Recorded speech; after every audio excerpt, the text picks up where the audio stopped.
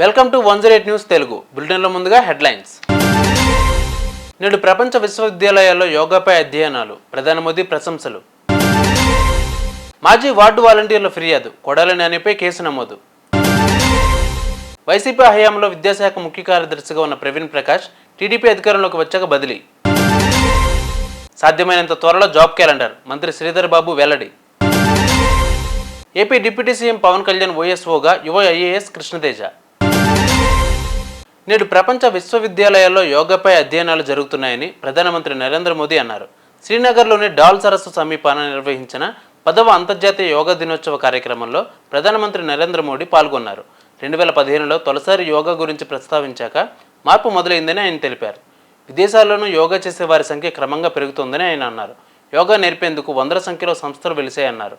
ఫ్రాన్స్కు చెందిన 101 ఏళ్ల మహిళా యోగా గురువును ఈ ఏడాది పద్మశ్రీతో సత్కరించినట్లు మోదీ గుర్తు చేశారు. ఆమె ఎప్పుడు భారత్కు రాకపోయినప్పటికీ యోగాపై అవగాహన కల్పించడం కోసం తన జీవితాన్ని ధారపోశారని కొనియాడారు.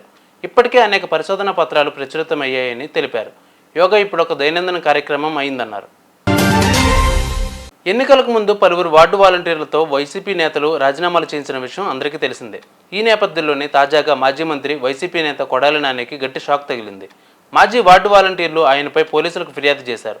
తమను వేధించి కొడాలి నాని తమతో బలవంతంగా రాజీనామా చేయించారంటూ వారు పోలీసులకు ఫిర్యాదు చేశారు. వారి ఫిర్యాదు మేరకు కొడాలి నానిపై గుడివాడ పోలీసులు కేసు నమోదు చేశారు. కొడాలి నానితో పాటు ఆయన సన్నిహితుడు దుక్కుపాటి శశిభూషణ్, గుడివాడ పట్టణ వైసీపీ అధ్యక్షుడు గోర్ల శ్రీను, మరో ఇద్దరు వైసీపీ నేతలపై 447, 506 ఐసీపీ సెక్షన్ల కింద పోలీసులు కేసు నమోదు చేసినట్టు తెలుస్తోంది. వైసీపీ హయాంలో విద్యాశాఖ వ్యవహారాలు చూసిన సీనియర్ ఐఏఎస్ అధికారి ప్రవీణ్ ప్రకాష్ తాజాగా పశ్చాత్తాపం వ్యక్తం చేశారు.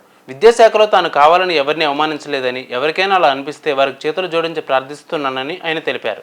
టీడీపీ తాజాగా అధికారంలోకి వచ్చాక ఆయనను విద్యాశాఖ ముఖ్య కార్యదర్శి స్థానం నుండి ప్రభుత్వం బదిలీ చేసింది. ఈ నేపథ్యంలో గురువారం సచివాలయంలో కొత్త కార్యదర్శి కోన శశిధర్కు బాధ్యతలు అప్పగించిన అనంతరం ప్రవీణ్ ప్రకాష్కు ఓ వీడియో విడుదల చేశారు. సాధ్యమైనంత త్వరలో జాబ్ క్యాలెండర్ను ప్రకటిస్తామని తెలంగాణ మంత్రి దుద్దిళ్ల శ్రీధర్ బాబు వెల్లడించారు. గ్రూప్ 2, గ్రూప్ 3 ఖాళీలను భర్తీ చేయాలని డిమాండ్ చేస్తూ అభ్యర్థుల నిరుద్యోగ యువత గురువారం ధర్నా చౌక్ వద్ద నిరసన చేపట్టారు. విద్యార్థుల ధర్నాపై మంత్రి స్పందిస్తూ త్వరలో గ్రూప్ 2, గ్రూప్ 3 పరీక్షలకు ప్రకటిస్తామని హామీ ఇచ్చారు. ఉద్యోగాల ఖాళీలను గుర్తించి త్వరలోనే నోటిఫికేషన్ ఇస్తామని ఆయన చెప్పారు. ప్రతిపక్షంలో ఉన్నప్పుడు తాము చెప్పిన మాటలను తప్పకుండా నెరవేరుస్తామన్నారు. ఉద్యోగాల భర్తీ విషయంలో లీగల్ ఇబ్బందులు రాకుండా ఉండేందుకు నిపుణులతో చర్చిస్తున్నట్లు చెప్పారు. ఏపీకి చెందిన కృష్ణతేజ ప్రస్తుతం కేరళలోని త్రిశూర్ కలెక్టర్గా పనిచేస్తున్నారు. ఆయన స్వస్థలం పల్నాడు జిల్లా చిలకలూరిపేట. సాధారణంగా ఆర్డీఓ స్థాయి అధికారులను మంత్రులకు ఓఎస్ఓలుగా నియమిస్తారు. కానీ పవన్ కళ్యాణ్ కోసం ఐఏఎస్ అధికారి అయిన కృష్ణతేజ నియామకానికి సీఎం చంద్రబాబు ప్రత్యేక అనుమతి ఇచ్చారు. ఆయనను డిప్యూటేషన్పై రాష్ట్రానికి పంపాలని కేంద్ర ప్రభుత్వానికి లేఖ రాశారు. ఇవి వాళ్ళ బులెటిన్ అప్డేట్స్. మరిన్ని అప్డేట్స్తో మళ్ళీ ముందుకు వస్తాను. అంతవరకు కీప్ వాచింగ్ 108 న్యూస్ తెలుగు.